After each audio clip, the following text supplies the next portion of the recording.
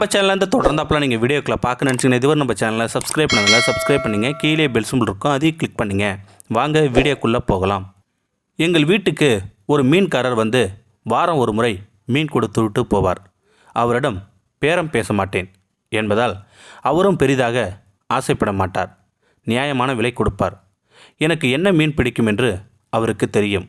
ஒவ்வொரு வாரமும் புதன்கிழமைகளில் மீன் வாங்குவதை வழக்கமாக வைத்திருக்கிறோம். நாங்கள் நல்ல மீன்களை விற்கும் முன் எங்கள் வீட்டுக்கு வந்துவிட்ட பிறகுதான் வேறு இடங்களுக்கு செல்வார். திடீரென்று ஒரு நாள் எனக்கு ஒரு உதவி செய்ய முடியுமா என்று கேட்டார் அந்த மீன் வியாபாரி. ஏன் தயங்குறீங்க, சும்மா சொல்லுங்கன்னு சொன்னேன் நான்.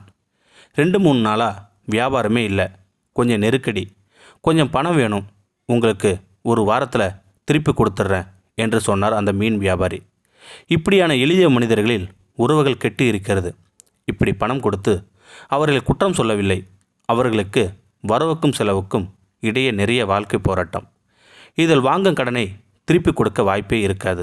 பிறகு நம் முகத்தில் எப்படி முழிப்பது என்று அச்சத்தில் நம்மை பார்க்கவே வரமாட்டார்கள் என்று நான் நினைத்து கொண்டேன். இப்படி ஏற்கனவே நிறைய பேரை இழந்திருக்கிறேன் நான். அதற்காக அவர்கள் மீது வருத்தமெல்லாம் இல்லை.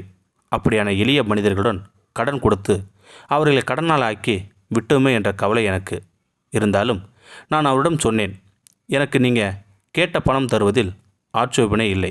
ஆனாலும் ஒரு கண்டிஷன், இந்த பணம் உங்களுக்கு தீபாவளிக்கு நான் கொடுக்கும் பரிசாக வச்சுக்கோங்க, அதை திருப்பி எல்லாம் தர வேண்டாம் என்று நான் சொன்னேன்.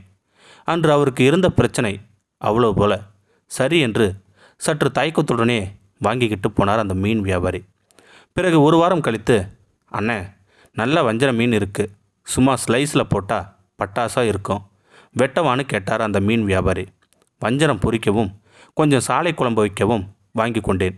வஞ்சர மீன் எவ்வளவு என்று நான் கேட்ட பிறகு 650 ரூபாய் ஆச்சினே என்று சொன்னார் அந்த மீன் வியாபாரி. என்ன, வஞ்சரம் இவ்வளோ குறைவாக இருக்கான்னு கேட்டதுக்கு, கேரளாவில் ஈஸ்டர், அதனால் அங்கே போனால் தான் விலை கூடும், இல்லைனா பொதுவாக இந்த விலை தான் என்று சொல்லிவிட்டார் அந்த மீன் வியாபாரி.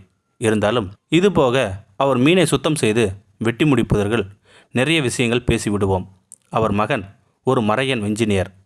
6 மாதம் கப்பலில் பணி, மீதம் 6 மாதம் வீட்டில் இருப்பார்.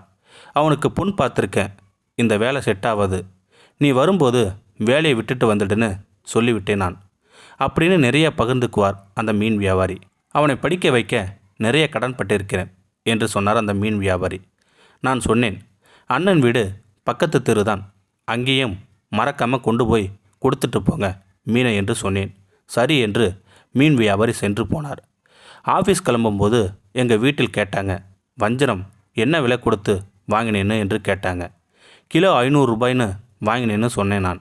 அண்ணன் வீட்டில் 850 ரூபாய்க்கு கொடுத்துட்டு போயிருக்கார். ஏன் இப்படி செஞ்சாருன்னு அடுத்த வாரம் வந்தால் கேளுங்கன்னு சொன்னாங்க எங்கள் அண்ணன் வீட்டில். அப்போதுதான் எனக்கு உரைத்தது, மனிதர் எந்த அளவுக்கு நேர்மையாக இருக்கிறார் என்று. அவசரத்துக்கு என்னிடம் வாங்கிய காசை எனக்கே தெரியாமல் திருப்பி கொடுத்து விட்டு போயிருக்கிறார்.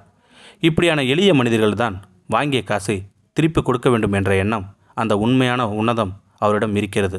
இது ஒரு முறை 2 முறை அல்ல, பல முறை நடந்திருக்கு பல்வேறு மனிதர்களால். இந்த வீடியோ உங்களுக்கு பிடிச்சிருந்தா கமெண்ட் பாக்ஸில் கமெண்ட் பண்ணுங்கள், கூட உங்கள் ஃப்ரெண்ட்ஸுக்கு ஷேர் பண்ணுங்கள். இதுவரை நம்ம சேனலை சப்ஸ்கிரைப் பண்ணுங்கள், கீழே பெல் சிம்பிள் இருக்கும், அதையும் கிளிக் பண்ணுங்கள். தேங்க்யூ ஃபார் வாட்சிங்.